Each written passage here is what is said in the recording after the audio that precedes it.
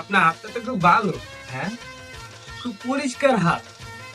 এখন থেকে 2 বছর পর আপনার বিরাট একটা সুযোগ আসবে। হ্যাঁ, সেই সুযোগটা আপনি যদি ধরে রাখতে পারেন তাহলে দারুণ ভাবে আপনার আর্থিক সচ্ছলতা আসবে। আপনার আয়ু রেখা অনেক দীর্ঘ। আপনার বয়স কত? 58 বছর।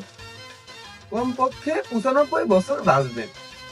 হ্যাঁ, কি বলছেন 95? হ্যাঁ, 95 বছর। আমার বয়স 70। আমি এখনো স্ত্রী সহবাস করি। হ্যাঁ, আপনি কে? যান সিরিয়ালে যান। এই হাতের কোনো সিরিয়াল লাগে না। আপনি কে? ইয়ে ভাই, আপনি সরেন। আরে ভাই, আপনি যান না।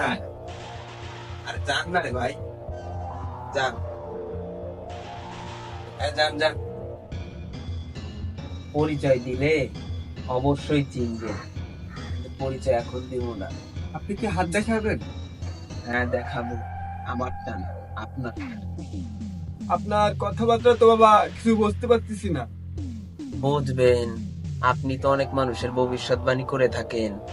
আপনার নিজের হাত দেখে নিজের ভবিষ্যৎবাণী করেন তো। এখন থেকে 2 মিনিটের মধ্যে আপনার জীবনে কোনো বড় কোনো ফেরা আছে কিনা। মানে আপনি কি কইতাছেন? আপনি তো সামনে পিছে সবটাই কইতে পারেন। দেখেন তো, 22 বছর আগে বিআইটি কর্পোরেশনে আপনি যখন পিয়নের চাকরি করতেন, আপনার ঘাড়ে যে শনির দশা পড়ছিল, সেইটা এখন কোথায় আছে? 22 বছর আগে সেই শনির দশা আপনার সামনে কিনা? বাবা আপনার কথা তো কি বুঝতে পারতেছি না। আচ্ছা, 22 বছর আগে লাল মিয়া নামে একটা লোক ছিল। হ্যাঁ, ইলেকট্রিক শর্ট খেয়ে মারা গেছিল। আচ্ছা আচ্ছা, তার একটা ছেলে ছিল, বাচ্চা। তারে পান আনতে পাঠায়া তার মায়েরে বড় সাহেবের ঘরে পাঠাইছিলেন। মনে আছে আপনার সেই কথা? আপনি তারে এইভাবে এইভাবে মুখ চাইতে ধরছিলেন, মনে আছে আপনার সেই কথা?